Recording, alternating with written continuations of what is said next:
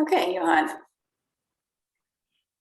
Oh, hello, everybody, and thanks for coming today. The course always provides moments in the now, I guess, about and things to think about, enlightening moments, miracle moments, I find. So I hope I can share some of those things and thoughts with you today, and I hope to hear some of yours. I always learn something. Today, I thought we would visit the Foundation for Inner Peace. They just put out, or I don't know if they put it out quite yet, but I've taken a clip from a webinar that that we can look at, and it talks about forgiveness. And I thought it brings up a lot of points in a very short time that we can talk about. And I thought it is quite good. And then we'll go into lesson 102, today's lesson. And again, it brings up a lot of thoughts and ideas as you go through it. And, I know some of you are doing the lessons daily, and maybe I can give you some thoughts on how to approach them. Or they explain it quite well at the beginning of how you can approach the suggestions on how to approach them. Anyway, so if without any questions or thoughts, if you have a thought or an idea or something you want to say, you can say that now, and maybe Mary will share the link for the video. So, yes, I'm just going to put into the chat a few of those resources for you. Okay. So this is where you can find daily lessons and readings, the Foundation for Inner Peace, which is the resource for this video that we're going to show, and an app as well, and so on. So please feel free to take those if you like. All right, so you'd like me to start the video, Johan? Is that what you'd like? Okay. All right, so hopefully she'll start. Okay, just a moment. I think I need to get something out of the way. Yes. Don't need to see this. Let's see. Sorry, folks. Just give me 1 second. I got something going on here.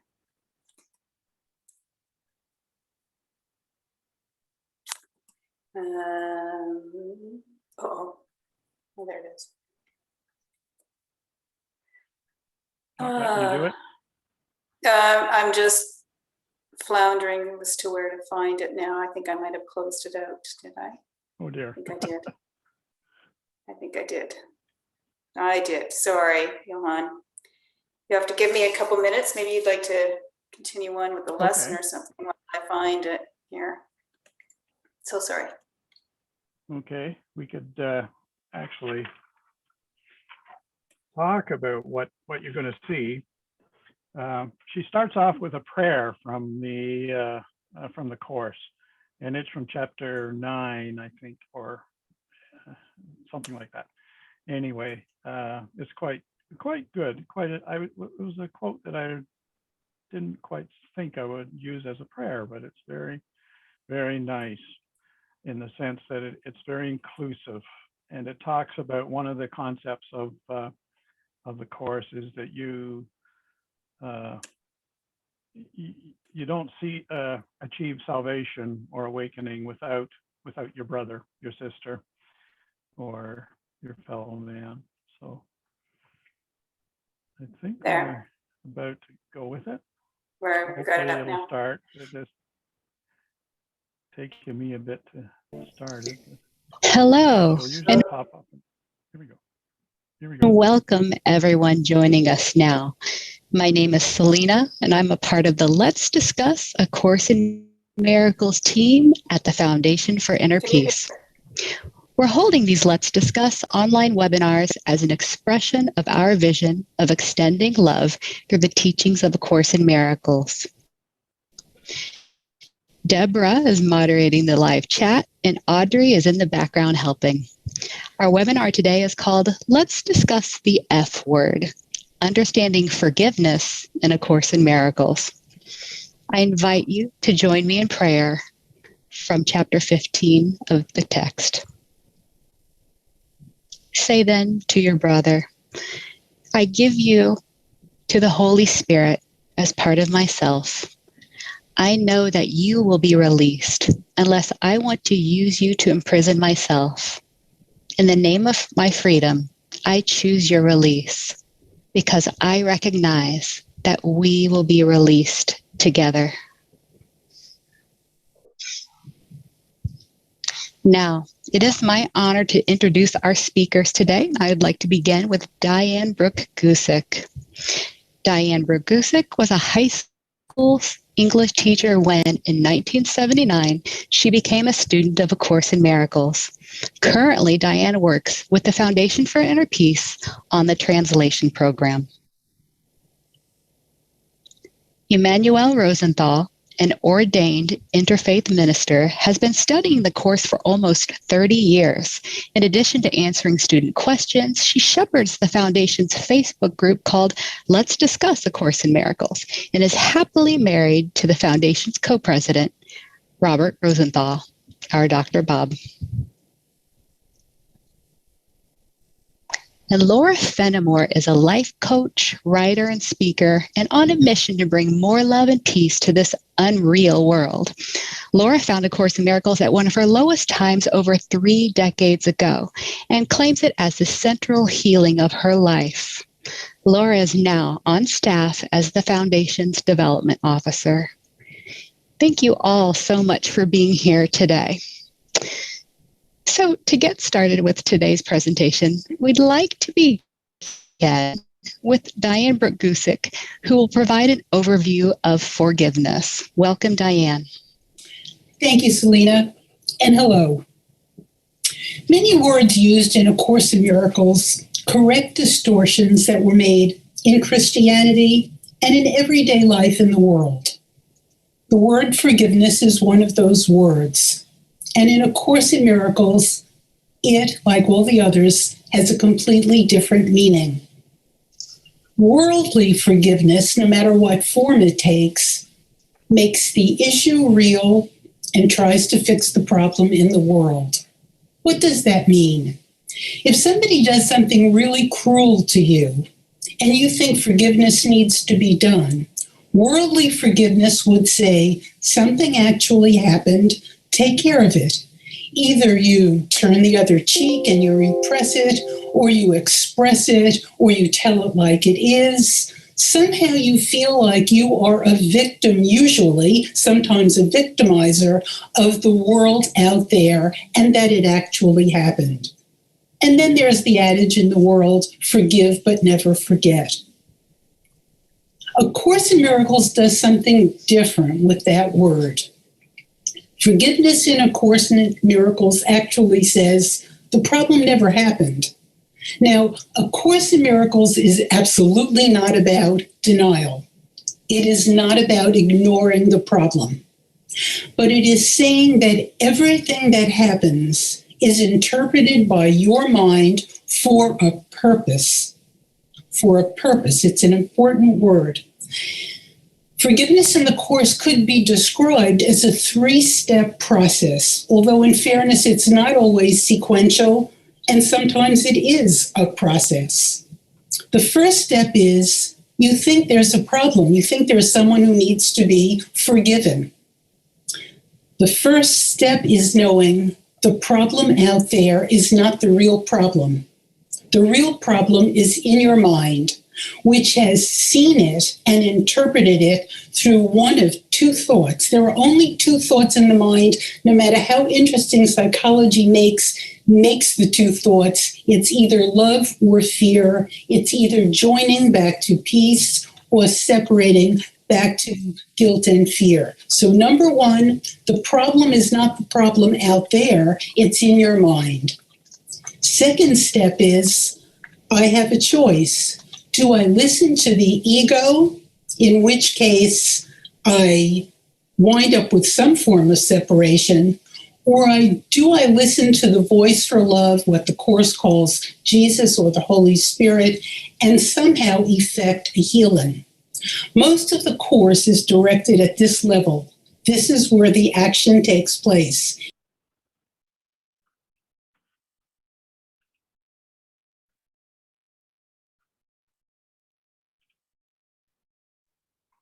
Sorry, Johan, did I stop it? And was there supposed to be a something to see on the screen, or was it supposed to be black? You should see her speaking. I don't know if everybody heard most of that, but when you share this, Mary Jean, I found you had to just don't try adjusting the screen or anything. You just had to do it right from the beginning. Okay. But anyway, Let me see I think that was pretty well the end of it. I couldn't see what the time code stamp was on your. It's about just over 5 minutes. Yeah, there's about. I don't know why it's all black. Okay, It'll be about 7 minutes. Yeah, I don't know. It's showing just all black. I can't seem to get out of that. Yeah, you'd have to stop it and reload the page. But anyway. Oh, sorry. That's okay. In the mind, if you actually join the Holy Spirit. I got it now. If you would like to watch the next couple minutes. Sure. Did you want me to try it again? All right.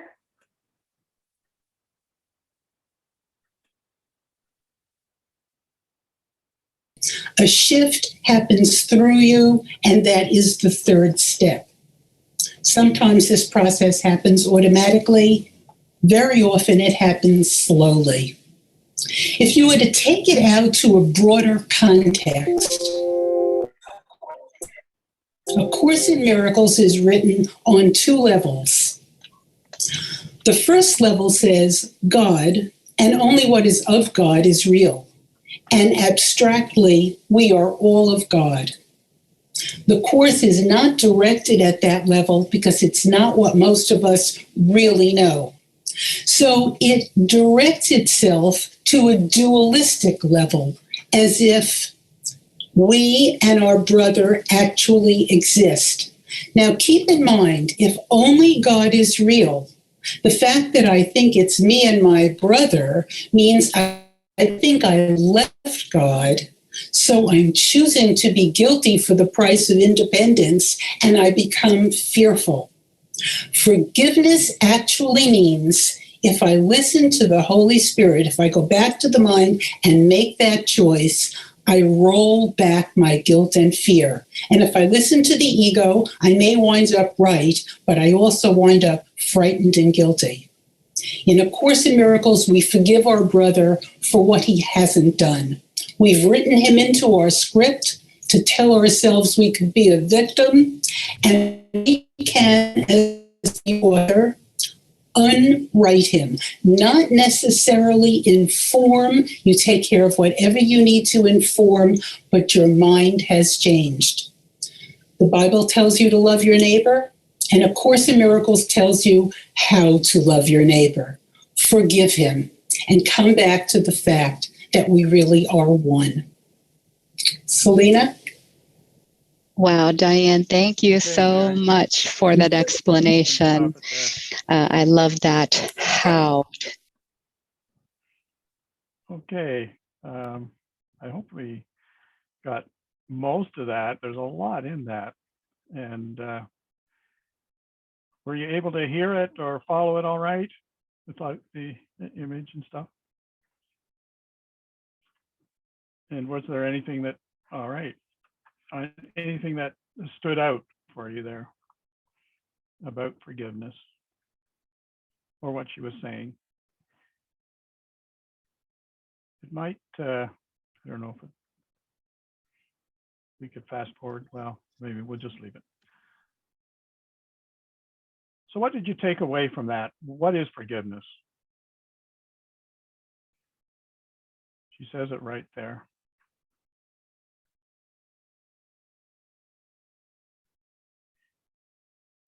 forgiveness is really coming back to who you are and not latching into the ego world. And that's the salvation progress. To forgive is to recognize the voice of the Holy Spirit, the guiding pathway that Jesus showed us, or that God is continuously present with us. So that awareness involves the forgiveness on a practical level. And forgiveness is seeing your brother, what you think is separate from you, as also a son of God or a child of God. So I think she said it in a little bit different ways, to that it doesn't take away. In another part, she talks about forgiveness in the world. I think this is actually in another commentary I read, is you forgive, but you don't forget. And in the Course, it's you forgive and you forget. And it has to do with a state of mind. It's the way you look at it, the way you think about it. And you have a choice of how you think about that. You can hold that pain, you can still grasp it and still mull over it. And this actually not forgiving stays in your mind. And true forgiveness is letting go of it so that you can actually deal with it from your own place of peace and oneness with spirit, by letting it go. Otherwise you latch right into it, and forgiveness doesn't work. Further on in the interviews, the ladies talk about experiences of trying to forgive, and it's well worth listening to if you can get a hold of that. Each one of their experiences are quite moving, and some are what we would call not very much, and others have lasted a lifetime. And the Course also says there's no levels. So each thing that you are unable to forgive or to forgive are on the same level. It doesn't matter, large or long, it's a block to being able to reside in peace yourself. So the whole Course is actually a course in mind training. It says it right at the beginning, to change your mind and look at things differently so that you can deal through God's Spirit and His strength and power and vulnerability and humanity and humility through God's power. What is more limitless than the power of God? So there's no there's no need to live in fear. So Johan, some of the things. Yes, go ahead. So are you saying that by letting go of the conflict, you're able to deal with it in a more healthy way? I mean, you still have to deal with it. Is that correct? Right. But that you should be able to deal with it in a more healthy way. Is that kind of what you're saying? Kind of, yeah. She says right there that you can forgive, and but it's not, the Course does not deny anything. It doesn't. There is not a course in denial or ignoring. It's how do you want to deal with this? Do you want to deal with it as a victim, or as someone who has the power and love of God to share, to give out, and in that sharing is the forgiving. So it's actually a state of mind that you're trying to. Most of the stuff, even something that's happened, isn't happening anymore, or something that can be happening right now. You need focus to be able to deal with it, and you can't do it when you're latched into it. You're holding grievances, you're angry, you're upset, you're feeling hurt, you want to blame. All those things are the ego's way of dealing these things. But when you deal with them from a place of groundedness or strength in the spirit, in that place in your mind, you can handle the form that things take. The content is of spirit, and remembering that in your brother and sister, who is actually not separate from you. We're all one. Like she's going like this. We're all one in the spirit, and it's remembering that and working with that as you try to deal with things in this world. I don't know if that helps. That's one of the hardest things to get across in forgiveness. When somebody tells you you have to forgive and forget, you revert back to that. I can forgive you, but I can't forget it.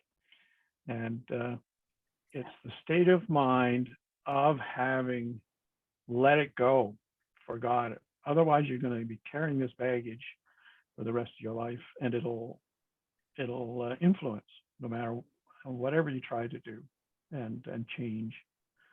And you really can't. You can't really change something in the illusion. That's another, because it's an illusion in the first place.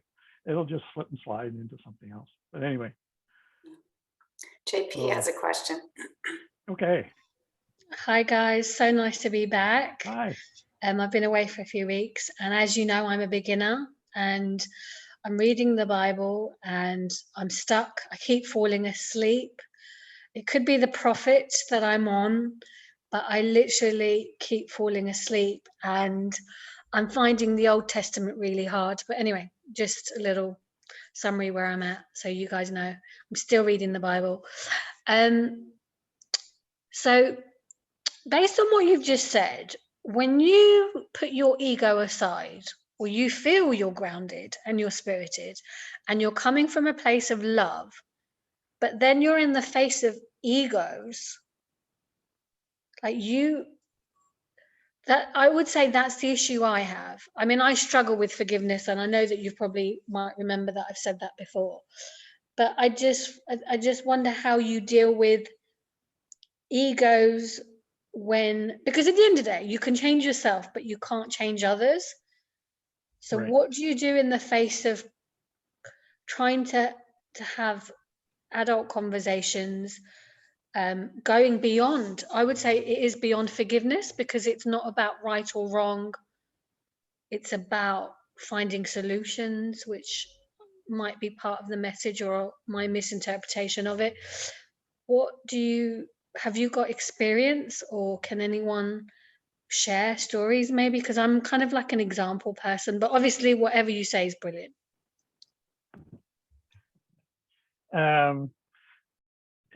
You have to be in a place where you're able to correct the perceptions or in yourself. And it is very difficult, because when you're faced with egos, your ego wants to engage.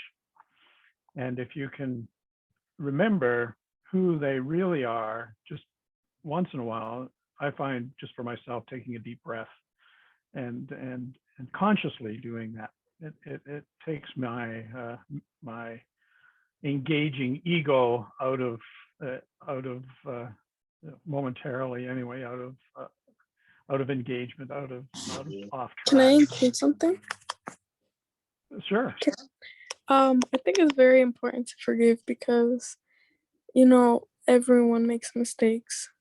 Everyone makes mistakes, and it might be hurtful, but I think forgiving someone is really beneficial for yourself, instead of Exactly. having that weight on your shoulder of having a grudge towards someone or having resistance against someone. You really should just live your life and just forgive, because people make mistakes, I think.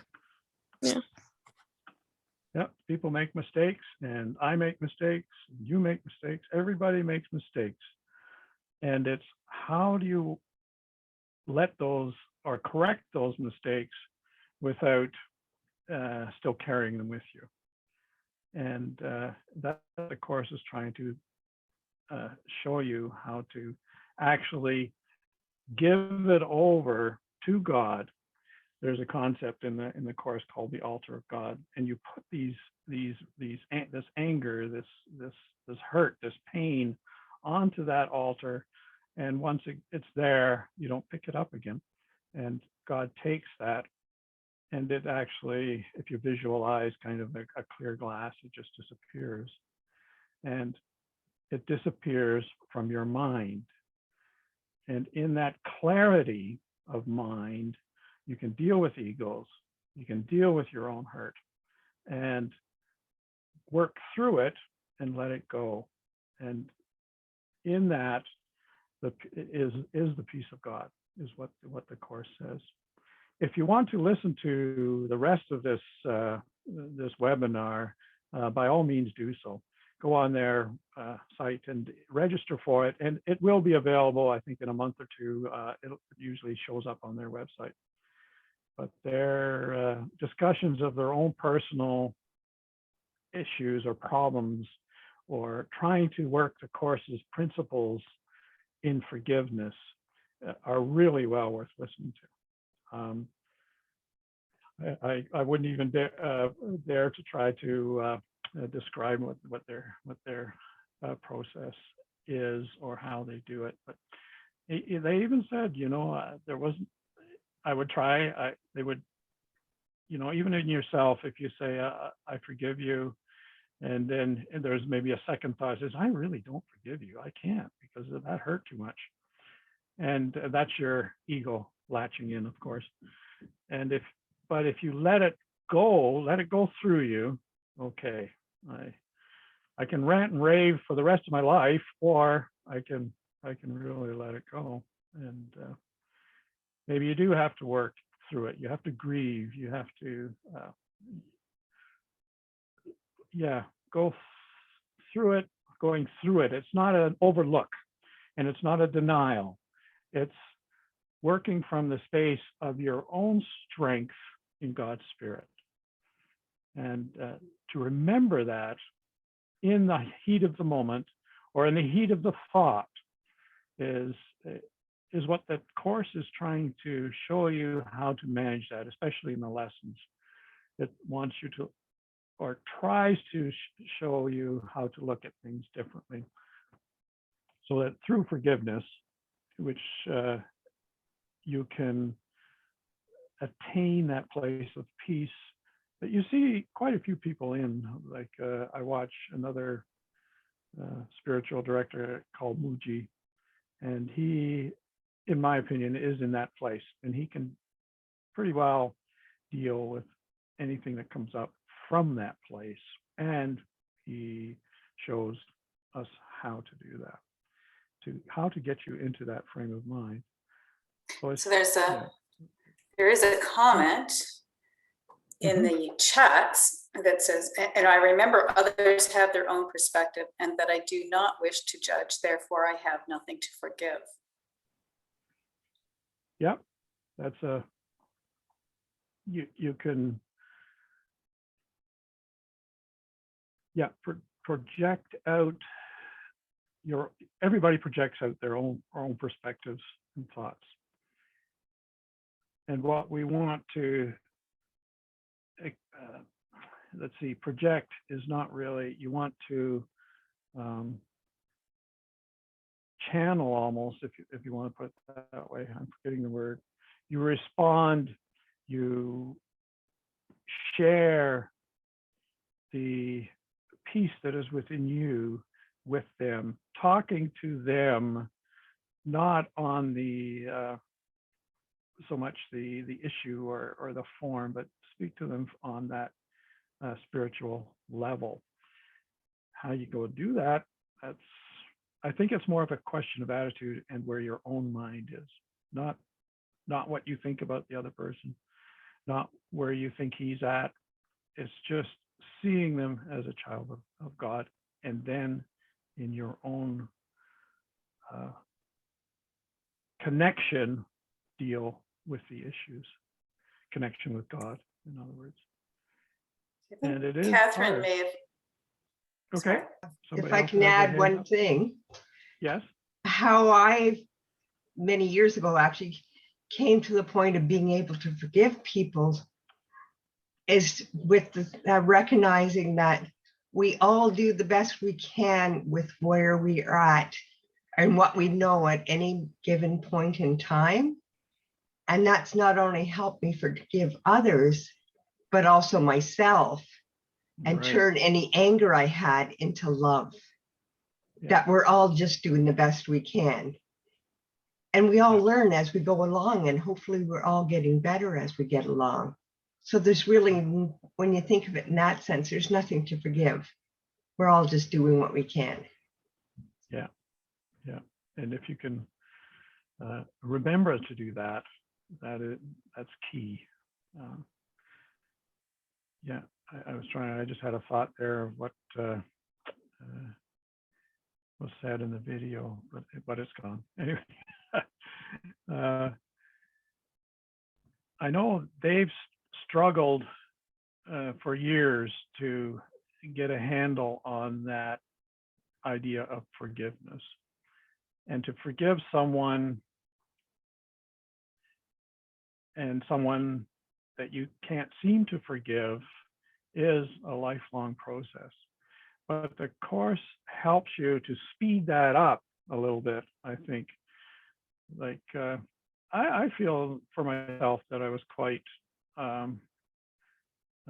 just suffering and going along with the trials and tribulations of life, kind of being tossed around and not thinking too deeply about it, of why these things keep reoccurring or things like that, until, well, I start getting into the course actually, and it started to make me think about what am I doing, and you know, I'm not at the beginning of my life, and I'm thinking now, boy, I wish I'd known this when I was 18 or something.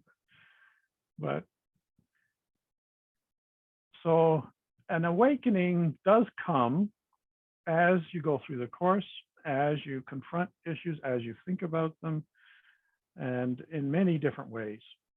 But be open. I think somebody talked about being open to, I think it was you, Catherine, saying about being, or open to the study. Somebody said that. And, or to the when reading the Bible, I think, I forget who said that, but, or the course itself. Be open. And that's one of the things they say about the lessons, to be, you don't really have to get it, what it means. That will come.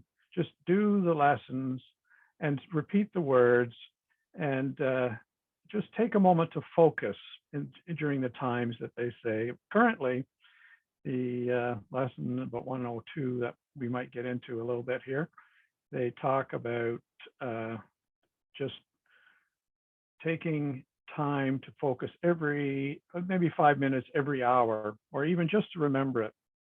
And maybe we can put that lesson 102 on. It talks a bit about what they said in the video, and about your brother and you being one in the spirit. And that's another thing that is difficult for us. So somebody who causes you a great deal of pain, or you think they cause you that, is very hard to deal with. But one of the things the course says, you cannot enter into salvation without your brother. You can't say to yourself, I'm saved, but you're not, because you're both saved, and it's a spiritual, mindful thing that you have to be at that place. Otherwise, you haven't let go yourself. Whatever you don't let go, you haven't let go within yourself, basically, is what they're saying. So today's lesson is, I share God's will for happiness for me. So God's will is for you is happiness, is joy, it's being at peace, being able to enjoy every moment of this life. That's God's will for you. And trying to remember that in your daily activities or thoughts is key. So it says there, I'll read the first paragraph. You do not want to suffer. You may think it buys something and may still believe a little that it buys you what you want.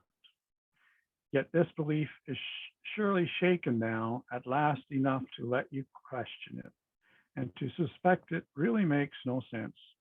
It has not gone as yet, but lacks the roots that once secured it tightly to the dark and hidden secret places of your mind. So I've highlighted a couple thoughts there, and if you have others that come up when you read this, and one, it may think it buys you something. And what do you think it could buy you? This suffering idea. What can it buy you? What can it get you? Suffering, you have this concept that suffering makes you stronger, or pain makes you stronger. It's a recognition And of what's going on. I feel it's the feeling of what's going on around you. in what sense? Like, The if something happens, you feel happy, you feel sad. It's like a recognition of what's happening. I don't know if that makes sense. and does that, yeah, victimhood is a concept too that we hold dear somehow, and then we use it to, well, I don't know, what would you get by being a victim? You get sympathy, you get compassion, you get if you seek it out. Those are some of the things.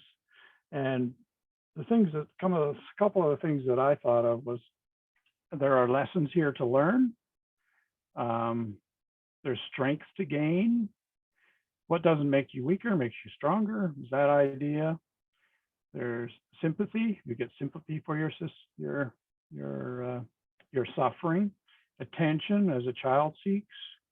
When you're little, it's something we learn that if we get hurt, I'm sure every one of us have seen kids crying and making the most of a small injury, and you can see that they're just crying to get mommy's attention. So is that a learned experience? What are the benefits of suffering? It must be something because we choose it, or do we? The Course says that we do. We choose suffering. So those are some of the thoughts I had about why would we choose suffering? And yet we do. So what this lesson is trying to do, like, I don't know how many of you know Byron Katie's work. It's called The Work, and helps us change our mind or see things differently from a new perspective. What would be the changed perspective re-suffering? And I think we talked a bit about that, what forgiveness is. Any thoughts? Oops, I had another. It lacks the roots, but lacks the roots. That once, and what are the roots of our suffering?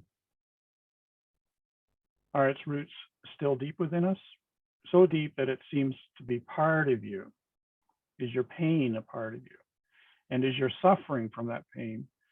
And so why even do this lesson? The Course says, just do the lesson. Be open to what it says. It will do, and just in the doing, the repeating of the words help. I don't know if you have experienced that in doing the lessons, but I find even just remembering the words every hour on the hour, is a focus moment that brings me to now, and it brings peace. It brings me, and when I repeat the thought, I share God's will for happiness for me, and I accept it as my function now. So even just in saying that brings me back to what is happiness. It's reminding me of whose I am. I'm God's, and He is supporting me. His Spirit will guide me. I don't have to figure it all out myself. Just go remembering He is there and behind me. Anyway, that's a couple of things I got out of that first paragraph of today's lesson. Second paragraph. Today we try to lose its weakened hold still further, this idea that we need to suffer, and to realize that pain is purposeless, without a cause, and with no power to accomplish anything. It cannot purchase anything at all. It offers nothing and does not exist. And ever you think it offers you is lacking in existence like itself. You have been a slave to nothing, but you free today to join the happy will of God. So that's quite definite about the what pain is. It is purposeless. It has no purpose. Maybe on the body level it does, but anyway, we could go on and on about the body and its pains. But how do we see that? How do we take that to heart? Have we been a slave to our suffering, which here it's saying it is nothing? It's just the way you look at it. It's the way you see it. It's the way you feel connected. You feel that is you. Your pain, your body, your suffering. This is who we think we are. And God says, that is not you. You are part of me, and you're perfect, and you're not in pain. You aren't suffering. You have my complete strength behind you in whatever state you think you are. Just be aware of it. So how we separate ourselves from our own pain and suffering that comes from that is part of what the Course is trying to teach us, how to look at this pain that we have differently so that we don't necessarily suffer from it. Any thoughts? I still struggle with all this myself. To that separation from this body, which is quite older now than it was quite a while ago. And for me to say that it's not suffering, that it's not in pain, how do I deal with those thoughts that are helpful to me, rather than putting me into a victim role? And I think it's a conscious decision that you make to be in God's presence, so to speak. I heard an interesting concept of RIP, rest in peace. Rest in peace is not for people, for bodies that are dead, but are for us. We rest in the peace of God and work in His kingdom, not the kingdom of our making, which we think is truth. And the Course says, because we think it is, we feel guilty about having separated ourselves, and we suffer from that. So anyway, any thoughts? I'm kind of working these thoughts through my mind as I speak. So if something sounds really off, let me know. I am. Yes. Oh, hi, Johan. I'm JP again. It's a very deep conversation for me personally at the early stages of my journey, but it's put a new perspective on it, where you think about pain and suffering and you review it differently. I struggle with my relationship with God, but I do have you in mind and what you're saying about trusting him as I read the Bible, and I have other people around me who do believe in God because I live in a church building. So I think it's interesting just to sit in that and to go, if someone's not hurting me, someone's not attacking me, what, I mean, I don't want to go into a philosophical what else could it be or whatever, but just, I think for me, what would be helpful is to sit with that and think that not hurting me, I'm not suffering and I'm not in pain. That's just the behavior that I've learnt as an adult on how to deal with things. But I think I'm just going to take that and say, actually, it's not pain. I'm not pain. I'm not in pain. I'm not suffering. It's, I don't know what it is though. So maybe someone else can add something. So thank you. Yeah, and it is to much extent, it's how we think about it. If we choose to suffer with it, or what is the alternative to let go of the suffering and still be able to deal with that pain.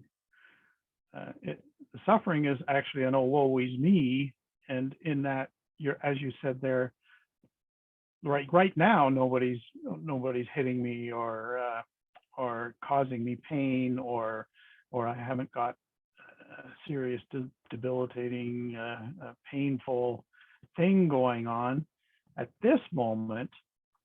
Then in that moment is an opportunity to remember whose you are.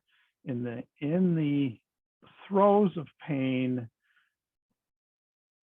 that it is very hard to remember that moment. And so how I think we have to get out of the idea that we're inflicting this on ourselves or on somebody else, or what we're projecting out, we're getting back. It's not so much forgetting it, it's being in a state with God, with the spiritual presence of love. And does it help that I'm that I think I'm suffering, that I feel a victim? Does it help? It probably does not. It makes it worse. And then on the other hand, if I think that even if on the extreme case, even if I should die, the God's loving spirit is there. And from that loving, joyful, peaceful place, I can heal myself. Spiritually too, yes. And in my mind, it gives me a great strength to deal with my pain. I don't know if that helps at all. But you can see how these lessons really bring out those things in your mind. And if you can concentrate on what the words are saying, I share God's will for happiness for me. So if God wants happiness for me, I want happiness for other people. And it's easier, much easier to share that with that flowing through me from God, and putting my trust in my hand in his, and letting him lead me, instead of me having to be in a happy place before I can help somebody, but rather put my hand somewhere where the peace can flow through me. And I think we're all aware of energy levels like that. Through spirit, the energy is positive, happy, peaceful, joyful, what we are truly meant to be. Anyway. Sass has her hand up there too. She has a question. Okay. Hello, thank you so much. Thank you, Johan. I've been finding this really, really fascinating, so I really do thank you. I suppose my question is more a theoretical scenario, if that would be okay, because I suppose my problem when it comes to forgiveness, I can apply it to myself I find I can apply it to myself quite easily. But the problem I have is when it comes to forgiving someone who's done something awful to someone else. So if I was to say, just say I have a friend, quite a young friend, and something horrific has happened to them to the point where the police have to get involved, things like this. How do I then reconcile forgiveness towards that person who has hurt a friend? Because for me, I think I can apply that easily, but it's am I making sense? Yeah, I think you hit the nail on the head there with that question, because when we see something horrific happening, the first thing we want to do is stop it, or to almost use violence back again, and to end this pain. And so it's an issue to how do you look at this for yourself? Is that helpful for you to express or even project this, this desire to hurt, or to stop it? Or the desire to stop it is very good, but it's the how. How do we do that? I guess there's so many ways to approach it, but the Course is saying we still need to be in a place inside ourselves to be able to deal with that in a way that is helpful all around as best we can.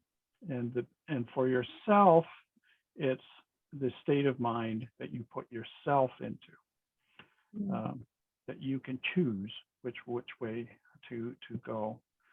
And you still honor the person who's hurt, but also we need to see that the perpetrator, and even the lady in the Mrs. Gusek, I think was her last name, says that we need to, people can be a victim or a victimizer, and they need both to come to a state of forgiveness. And the only way the other person, the victimizer, is going to get to that state is also from a loving place. That expression of anger and hurt that he's causing, or she, is comes from a place where they're not in a loving place at all. So the Course says this is a call for love, and even the victims is also calling for love and help. And we can best help by recognizing that spirit. But it's not easy, because we latch right into ego again, instead of drawing on that spirit that is helpful. Johanna. We're gone to our time, I think, here yet. Yes, we have. We didn't finish the lesson. I was going to say, though, talking about this, idea of seeing someone else being victimized out there, and feeling the pain of that situation. A few lessons ago, it seems to me that A Course in Miracles said that even all that you are doing is making a difference in the world. So even working on yourself has a much bigger effect than just changing yourself. That it's adding to a more positive effect on the world. That's right. You extend yourself out. that's the word I was looking for earlier. You extend God's love and peace and happiness out of yourself when you are in that place. And you will do that almost automatically from that place and that's the power of God, the creator, creation, whatever. So yeah, and you will be able to do what is needed, and that is helpful. That's awesome. So, and I could read just the last paragraph there. Be happy, for your only function here is happiness. You have no need to be less loving to God's Son than he whose love created him as loving as himself. Besides these hourly 5-minute rests, pause frequently today. Tell yourself that you have now accepted happiness as your one function, and be sure that you are joining with God's will in doing this. So it's very uplifting, all these lessons usually. Just remember that God wants happiness for you and for everybody else. So in that state, this is your function, to extend that happiness. Anyway, be sure, if you can, listen to the rest of that webinar. It's really right on as to how they've tried to employ this concept of forgiveness. Anyway,